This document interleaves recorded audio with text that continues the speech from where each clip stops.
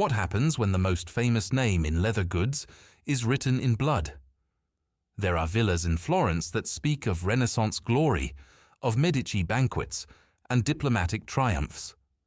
Then there are houses that carry a different kind of history, quieter, darker, threaded with silk and paranoia. The Gucci family residence was both. From the outside, it offered Tuscan elegance, honey-colored stone, shuttered windows, gardens manicured to whisper wealth without vulgarity. Inside, the walls absorbed decades of arguments, alliances, lawsuits, and finally, the silence that comes when trust dies before the body does. If these stories matter to you, the architecture of power, the families who built empires and destroyed them from within, consider subscribing. We're working toward our first 1,000, and your presence here makes investigations like this one possible. March 27, 1995. Milan, not Florence, but the shot heard across Italy.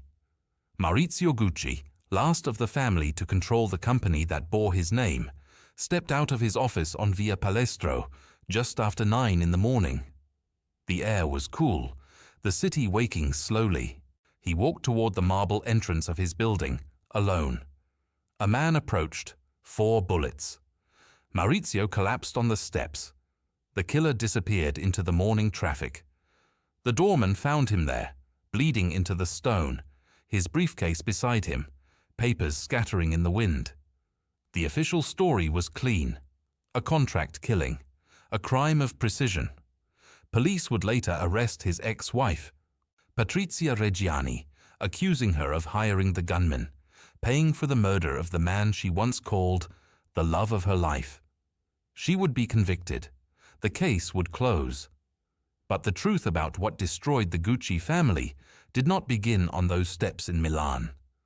It began decades earlier, in rooms lined with leather samples and unspoken resentments, in board meetings that felt like ambushes, in a villa where sons learned to watch their fathers the way rivals watch each other across a chessboard. To understand the murder, you must first understand the house. Not a single villa, but a constellation of properties, a way of living that merged Florentine restraint with the relentless appetite of a family that had turned saddles into an empire.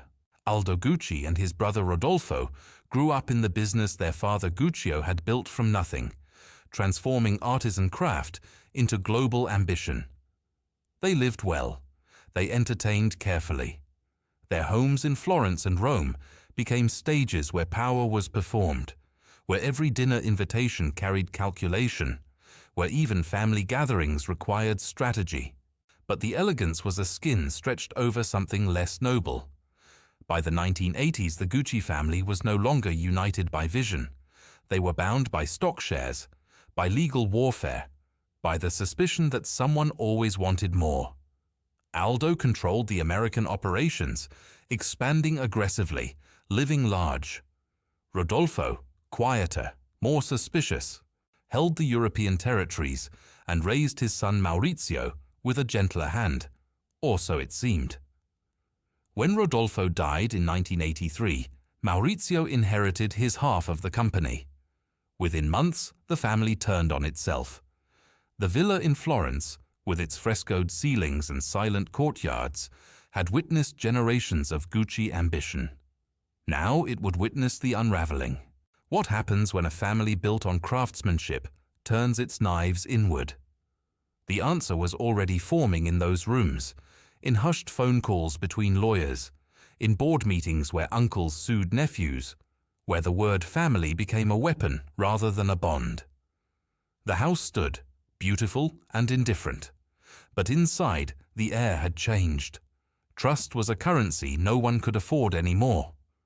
To understand how it all fell apart, you must go back to the beginning, to a leather shop in Florence, 1921, and a man who believed that quality could elevate you beyond your station.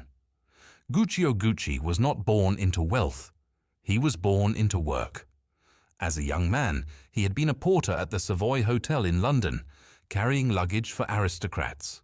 Watching how they moved through the world, with that particular confidence that comes from never having questioned your right to beautiful things. He absorbed it all: the monogrammed trunks, the fine stitching, the quiet superiority of objects made to last.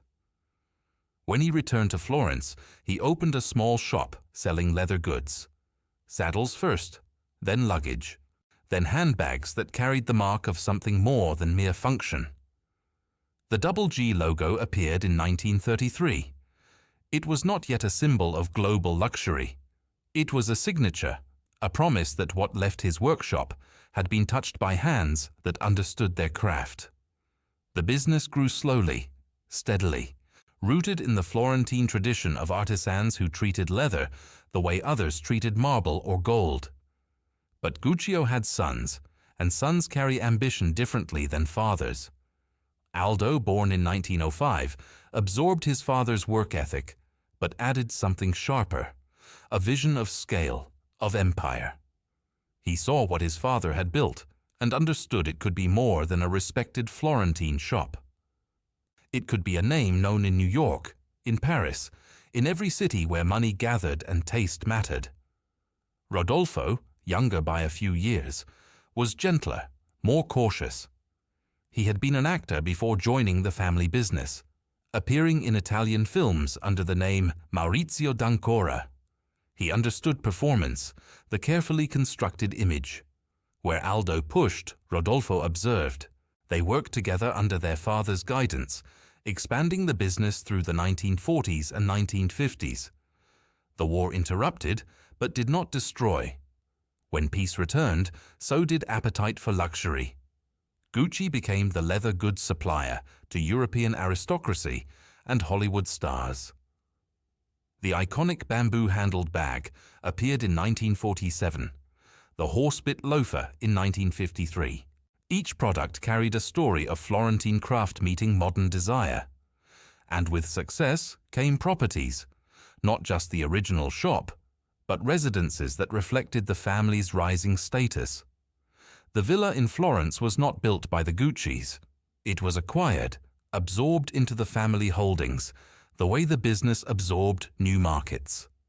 18th century construction, rooms designed for a merchant class that understood discretion as the highest form of wealth. High ceilings, stone floors that stayed cool even in August heat, windows that framed the Tuscan hills without needing to announce themselves. The Guccis did not renovate aggressively. They inhabited it, layered their lives over its history. Aldo entertained there when in Italy, hosting buyers and investors, turning dinners into negotiations without ever raising his voice. But even then, in the years of growth and optimism, the family carried a particular tension. Aldo's wife, Olwyn, gave him 3 sons: Giorgio, Paolo, Roberto. Rodolfo married a woman named Alessandra, and they had 1 son, Maurizio. 2 branches, equal in blood, but never quite equal in power. Aldo dominated the American expansion, opening the first U.S. store in 1953, treating New York like territory to be conquered. Rodolfo remained closer to the Italian operations, more traditional, less aggressive. The house witnessed their separate paths. When both brothers were present, conversation was cordial but measured. They spoke of leather quality, of new markets, of their father's original vision. What they did not speak of was succession, control, the inevitable question of what happens when a family business becomes too valuable to share gracefully. The craftsmanship that built the empire required collaboration, patience, hands working together toward a singular vision. But ambition works differently. Ambition counts shares, measures influence, asks who will inherit the throne. Guccio died in 1953, leaving the business to his sons. The transition was smooth. The business continued to grow. But something had shifted. Without the founder's presence, the brothers were no longer sons executing a father's dream. They were partners. And partners, when the stakes rise high enough, begin to wonder if the partnership serves them equally. The villa in Florence stood as it always had, beautiful and serene. But the question had already taken root in those rooms, silent and patient. What happens when a family built on craftsmanship turns its knives inward? The answer was still decades away, but the conditions were forming. By the 1960s, Gucci was no longer a Florentine leather shop. It was a name spoken in the same breath as Hermès, Chanel, names that signified not just quality, but belonging to a particular stratum of existence. The stores multiplied: London, Paris, Palm Beach, Beverly Hills. Celebrities carried Gucci bags like badges of sophisticated taste. Jacqueline Kennedy was photographed with one. Grace Kelly requested custom pieces. The double G logo became visual shorthand for arrived wealth, the kind that didn't need to announce itself because everyone already knew. Aldo drove this expansion with the single-minded focus of a man who understood that timing matters more than perfection. He moved to New York, made it his base, treated America like fertile ground that needed only the right cultivation. He was brilliant at relationships, at making store buyers feel they were part of something exclusive, at pricing products just high enough to signal luxury, but not so high as to limit the market. He worked constantly. 18-hour days were standard. He traveled between continents, the way other men commuted to offices. Back in Italy, Rodolfo managed the European operations with a different temperament. He was more selective about expansion, more concerned with maintaining the craft standards his father had established. Where Aldo saw opportunity in every new market, Rodolfo saw risk in growing too fast, in letting quality slip in the pursuit of profit. The difference in approach was not yet conflict. It was balance, or so it seemed. Two brothers, two styles, one company growing in both directions. The villa in Florence during these years became a weekend retreat for Rodolfo and his son Maurizio.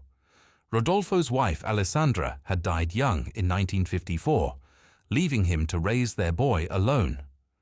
Maurizio grew up in the leather-scented air of the business, but his father kept him slightly apart from the daily operations, protective in a way Aldo never was with his own sons. On Sundays, they would walk the villa's gardens, Rodolfo pointing out plants, talking about art, cinema, beauty. He wanted his son to understand elegance, not just commerce. Maurizio was different from his cousins.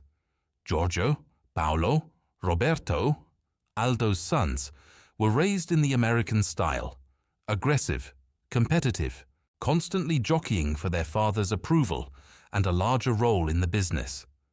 They worked in the stores, learned the operations from the ground up, absorbed Aldo's relentless drive. Maurizio, quieter, more refined, studied law.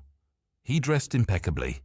He spoke multiple languages with the easy fluency of someone educated in the European tradition. Some saw him as sophisticated, others saw him as soft. The tension between the two branches of the family was still subtle in these years, expressed through small disagreements at board meetings, through competing visions of where to open the next store, through the unspoken mathematics of who controlled what percentage of the company. Aldo held roughly 50% when combining his shares with his sons. Rodolfo held the other half. As long as the brothers maintained civility, the balance held. But balance requires both sides to keep wanting it. In 1972, Maurizio met Patrizia Reggiani at a party in Milan. She was 23, stunning, ambitious, the daughter of a truck driver who had married into money when her mother wed a wealthy businessman. She was not born into the world she now inhabited, but she moved through it with the confidence of someone who refused to acknowledge the difference. Maurizio was captivated. They married within a year. Rodolfo did not attend the wedding. He had investigated Patrizia's background, discovered the humble origins, and decided she was unsuitable for a Gucci. He told his son the marriage was a mistake. Maurizio married her anyway. The villa became colder after that. Rodolfo's relationship with his son strained under the weight of his disapproval. Patrizia, for her part, had no intention of remaining on the periphery of the family business. She understood luxury because she had worked to acquire it, not inherited it. She looked at the Gucci empire and saw inefficiency, old men clinging to tradition when the world demanded innovation. She began attending company events with Maurizio, making suggestions, inserting herself into conversations about strategy and expansion. Some found her refreshing, others found her dangerous. The 1970s were profitable years. The stores continued to multiply. The products evolved: scarves, watches, shoes, eventually even perfume. But beneath the expansion, something was shifting. The craft that had built the brand was becoming harder to maintain at scale. Quality control issues emerged. Some products felt mass-produced rather than artisan-made. Aldo, focused on growth, was less concerned about these details than his brother. Rodolfo worried that they were diluting the name, turning Gucci into just another luxury brand rather than something singular. They argued carefully at first, then with increasing sharpness. In the villa's study, during the rare occasions when both brothers were present, conversations that began as business discussions would turn into something harder. Rodolfo questioning Aldo's American expansion, Aldo dismissing his brother's caution as timidity. The word family was still used, but it had begun to carry weight, to sound less like connection and more like obligation. What happens when a family built on craftsmanship turns its knives inward? The question was no longer theoretical. Forces were already in motion, loyalty was becoming negotiable, and the house that had witnessed their rise would soon witness something far less elegant. The year everything changed, though it began quietly enough. Rodolfo Gucci died on May 15th, at 71, in Milan.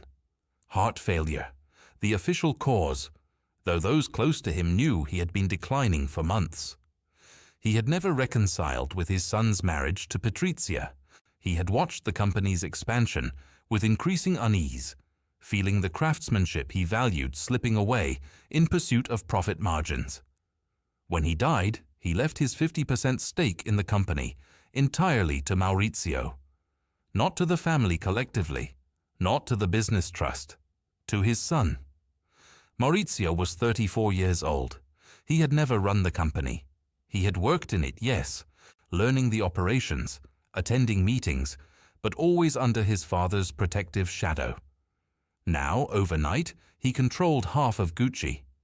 The other half was divided between Aldo and his three sons, Giorgio, Paolo, and Roberto. The balance that had held for decades, 2 brothers, 2 branches, equal power, was gone. In its place stood a young man, influenced by a wife Rodolfo had despised, facing 3 cousins who had been raised to fight for their position. The villa in Florence, which Maurizio now technically owned as part of his inheritance, became less a home and more a symbol. He and Patrizia spent little time there. They preferred Milan, Rome, New York. But the property stood as a reminder of what he now controlled: legacy, history, his father's life's work. And legacy is heaviest when you are not sure you deserve it. Patrizia saw opportunity where others saw responsibility. She had spent years watching from the margins, analyzing the company's weaknesses, forming opinions about what needed to change. Now, through her husband, she had access to power. She began pushing Maurizio to assert himself, to stop deferring to his uncle Aldo, to claim his rightful position as an equal owner. She attended meetings she had no formal invitation to. She offered suggestions that were really demands. She spoke of modernizing the brand, of bringing in professional management, of ending the family's amateur control. Aldo did not take her seriously at first. He was 78, still sharp, still traveling constantly, still the face of Gucci in America. He had built the empire through sheer will and strategic brilliance. He was not about to take direction from his nephew's ambitious wife, but Maurizio was listening to Patrizia, and Maurizio now controlled 50% of the votes. The conflict erupted at a board meeting in late 1983. Maurizio proposed bringing in outside consultants to evaluate the company's operations. Aldo opposed it immediately. The Gucci family did not need outsiders telling them how to run their own business. Giorgio and Roberto sided with their father. But Paolo, the middle son, saw something different. Paolo had always felt overlooked, less favored than his brothers, constantly fighting for recognition. He looked at Maurizio's proposition and saw leverage. What followed was a fracture within a fracture. Paolo began meeting secretly with Maurizio, suggesting they could work together, that the company needed fresh leadership, that Aldo's era was ending, whether he acknowledged it or not.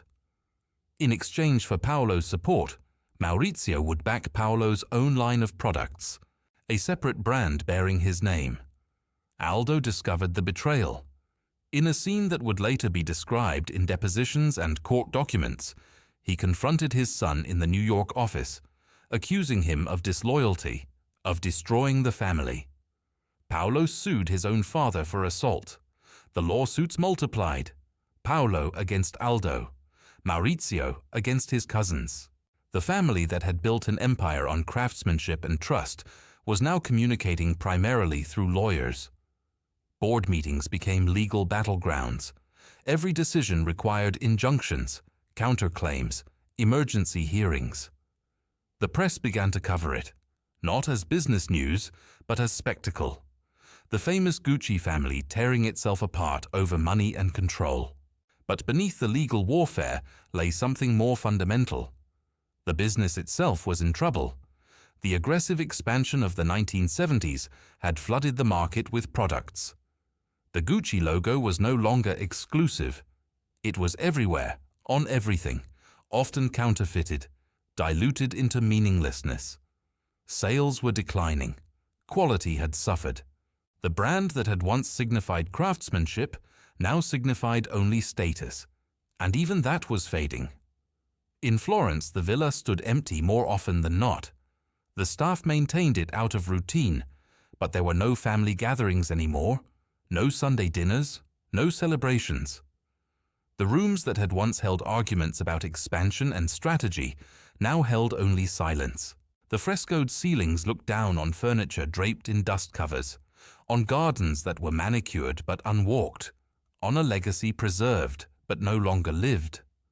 Aldo, facing the betrayal of his son and nephew, made a fatal error. To maintain his legal battle, he needed money. He had been taking funds from the American operations, not reporting them properly to the IRS. The U.S. government began investigating.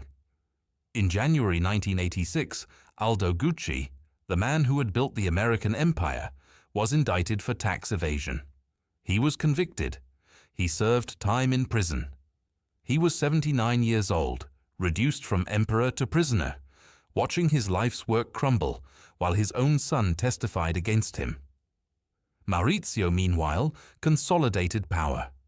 With Aldo weakened and Paolo isolated, he bought out his cousin's shares one by one, making promises, leveraging legal pressure, borrowing enormous amounts of money to finance the acquisitions.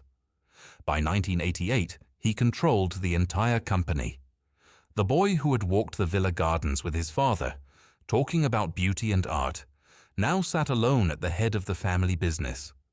But the victory had cost him everything. His relationship with his cousins was destroyed. The company was hemorrhaging money. And Patrizia, who had pushed him toward power, was discovering that power demanded more than ambition. It demanded competence. Time was running out. Maurizio Gucci, sole owner of the company that bore his name, discovered what emperors have always learned too late. Total control is not the same as power. By 1988, he had achieved what should have been triumph. The cousins were gone, bought out or legally maneuvered into surrender. His uncle Aldo, released from prison, was too old and broken to fight anymore. The entire Gucci empire belonged to one man, but the empire itself was dying. The problems were everywhere, layered and interconnected. The brand had been overexposed for years.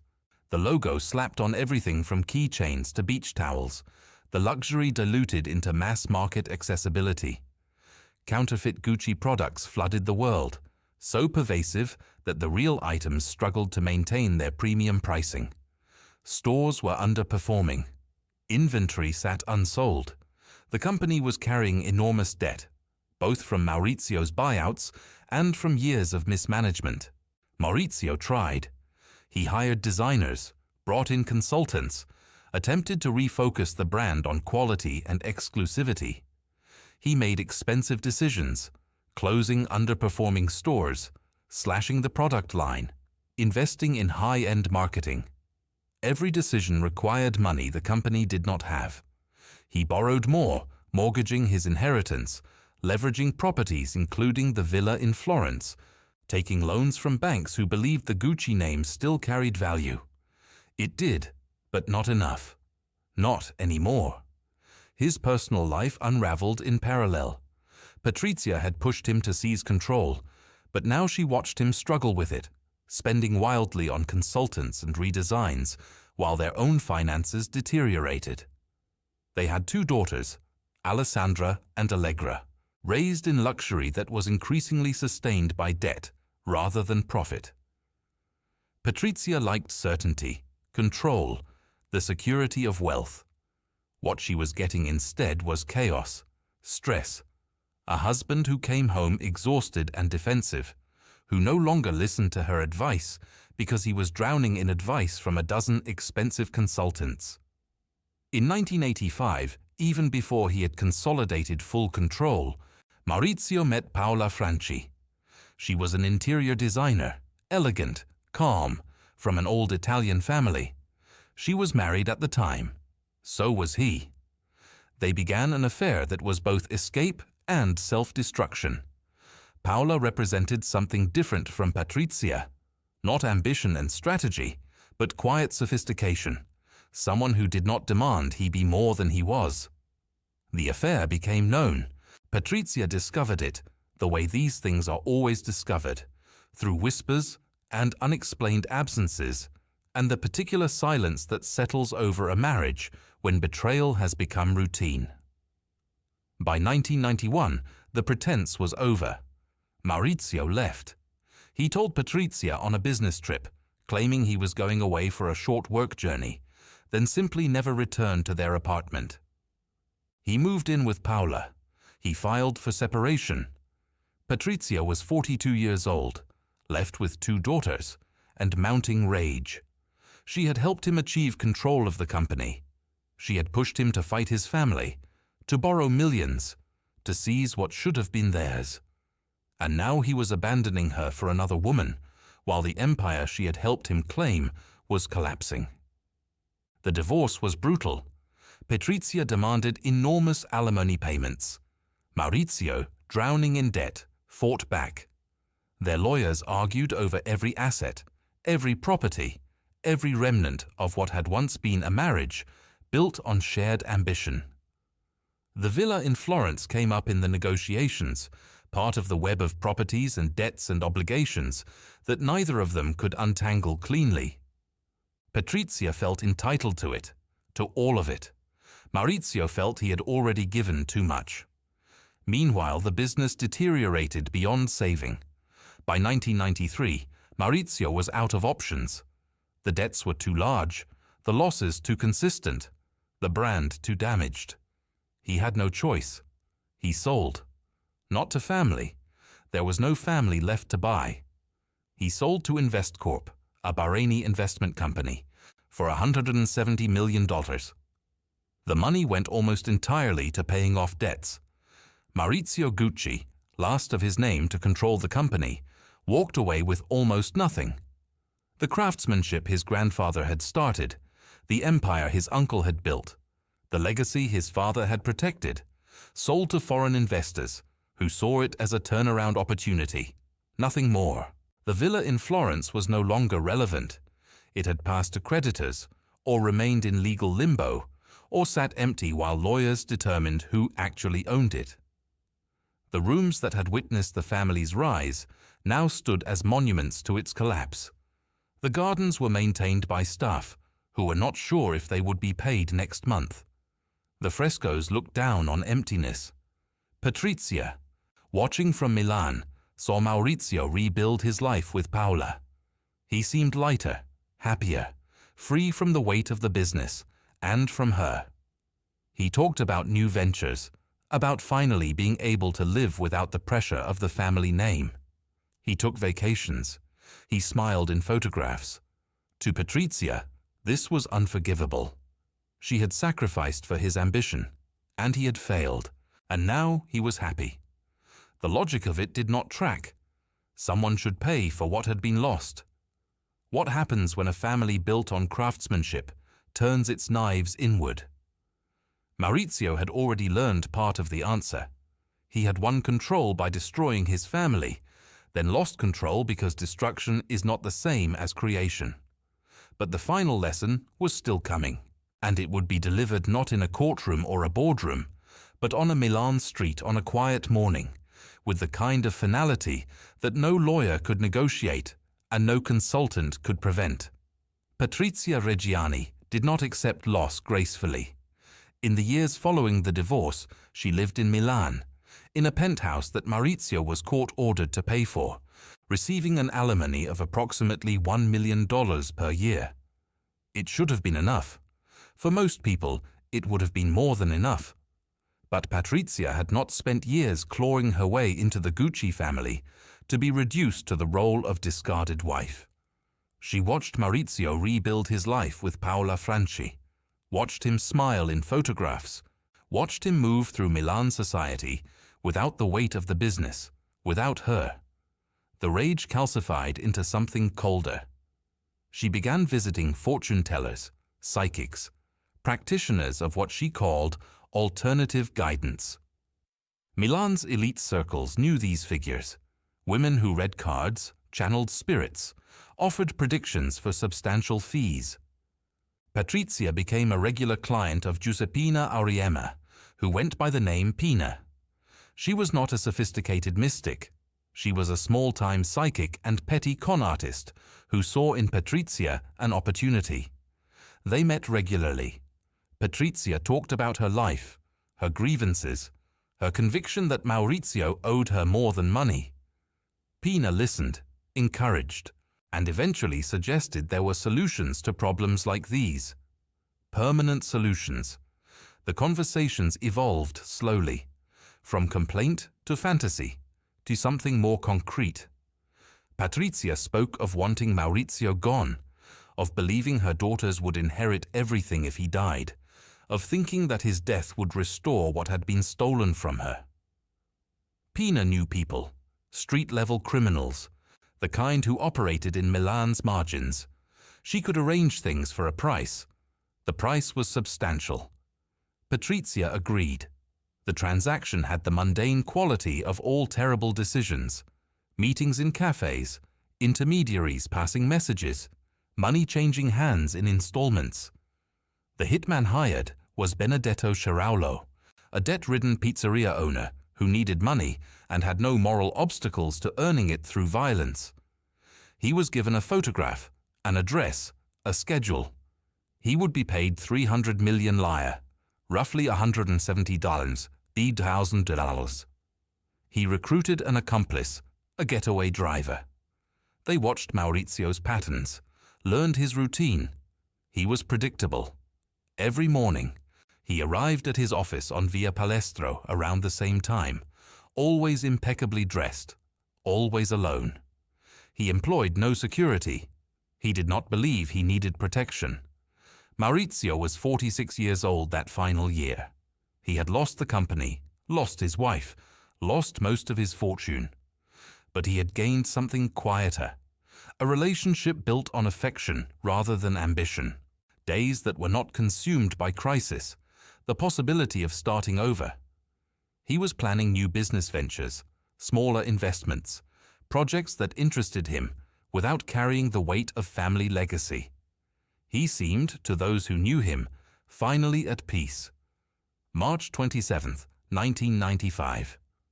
We return to the morning that began this story. Ciraulo waited in the marble lobby of the building on Via Palestro. Maurizio arrived at 8:30 a.m., walked through the entrance. The doorman, Giuseppe Onorato, was at his post. Maurizio was steps from the elevator when Ciraulo approached from behind. 4 shots, 1 to the back, 2 to the lower back, 1 to the temple after he fell. Maurizio collapsed on the marble steps. Ciraulo ran out to the waiting getaway car. The doorman rushed to Maurizio's side, cradled his head, watched him die. Police arrived within minutes. By then, the killers were gone, disappeared into Milan's morning traffic. The investigation moved slowly at first. A contract killing was obvious, but the motive was not immediately clear. Maurizio had no known enemies in organized crime. His business dealings, while complicated, did not involve the kind of people who typically ordered executions. Police investigated former business partners, creditors, rivals. They did not initially focus on Patrizia. She was the ex-wife. She received generous alimony. She seemed an unlikely suspect. But Patrizia could not stay silent. She attended Maurizio's funeral dressed in black, veiled, weeping theatrically. She told reporters she was devastated. She also told friends she was relieved, that now her daughters would inherit everything. She spent money conspicuously, renovating her apartment, buying expensive jewelry. She called the murder a tragedy, while also suggesting that Maurizio had brought it on himself through his poor decisions. The contradictions were stark enough that investigators began paying attention. The case broke in 1997, 2 years after the murder. One of the intermediaries, facing pressure on an unrelated charge, began cooperating with police. The entire conspiracy unraveled through testimony and phone records and payment trails. Patrizia was arrested in January 1997. The trial began in 1998. The evidence was overwhelming. Testimony from Pina Auriemma, from the intermediaries, records of payments, Patrizia's own incautious statements. She was convicted in November 1998, sentenced to 29 years. Ciraulo received life imprisonment. The others involved received various sentences. Patrizia showed no remorse. In prison, she maintained her elegance, refusing to wear prison uniforms, insisting on designer clothes, employing a personal hairstylist. She told reporters that she would rather cry in a Rolls-Royce than be happy on a bicycle. When offered work release in 2011, she declined, stating she had never worked a day in her life and was not about to start. She served 18 years before being released in 2016. The villa in Florence, meanwhile, had passed out of family hands years before the murder. Creditors had seized it. New owners acquired it. People with no connection to the Gucci story, who saw it simply as a beautiful Tuscan property with good bones. The rooms were emptied of the family's possessions. The gardens were maintained by different staff. The history was erased, or at least painted over. What happens when a family built on craftsmanship turns its knives inward? The answer was written in legal documents, in prison sentences, in an empire sold off piece by piece, in a villa that no longer remembered the people who had fought and schemed and ultimately destroyed each other within its walls. Only the silence remained. And silence, as any empty house knows, is its own kind of testimony. Today, the Gucci brand thrives, not under family control, but under Kering, a French luxury conglomerate that acquired it in 1999. Creative directors come and go, collections are praised or criticized. The Double G logo appears on new products every season. The company is worth billions. It employs thousands. It has stores in every major city. The craft that Guccio began with saddles and luggage has been professionalized, streamlined, divorced from the chaos of family governance. What was once legacy is now portfolio management. The villa in Florence exists, though its connection to the Gucci story is rarely mentioned by current owners or in local tourist guides. It is a private residence again, occupied by people who value Tuscan architecture and garden views, who appreciate the frescoed ceilings without needing to know what arguments they once witnessed. The rooms have been repainted. The furniture is different. If you walked through it now, you would find no trace of the family that once inhabited it, no photographs on mantels, no monogrammed luggage in the halls. Maurizio and Patrizia's daughters, Alessandra and Allegra, inherited their father's remaining estate after complex legal proceedings. They live quietly, away from public attention, carrying a surname that opens doors and closes others. They were children when their family destroyed itself, teenagers when their mother orchestrated their father's murder. What they carry now is not legacy, but aftermath. Patrizia Reggiani, released from prison in 2016, still lives in Milan. She gives occasional interviews, always carefully styled, still refusing to express regret. She works as a consultant for costume jewelry. She has a parrot. She maintains that she loved Maurizio, that the fortune teller manipulated her, that prison was unjust. The contradictions no longer seem to trouble her. She exists as a kind of monument to her own story, a woman who wanted everything and ensured that no one, including herself, would have it. What happens when a family built on craftsmanship turns its knives inward? The answer is this: the craft survives, professionalized and sanitized, while the family becomes cautionary tale. The objects endure, the bags, the loafers, the silk scarves, but divorced from the hands and the history that made them. The villa stands, beautiful and silent, its walls holding secrets that no longer matter to anyone who lives there now. And the question itself, which seemed so urgent in boardrooms and courtrooms, dissolves into something simpler. Not how much ambition costs, but what remains when ambition has consumed everything it touched. Not power or money or legacy. Just rooms, emptied. Just silence, permanent. Just a name on products that no longer remember the people who wore it first. If this kind of investigation resonates with you, stories of families and fortunes, of houses that witnessed both creation and collapse, consider subscribing and leaving a comment about which mansion we should explore next. Your presence here makes these deep dives possible. Thank you for watching.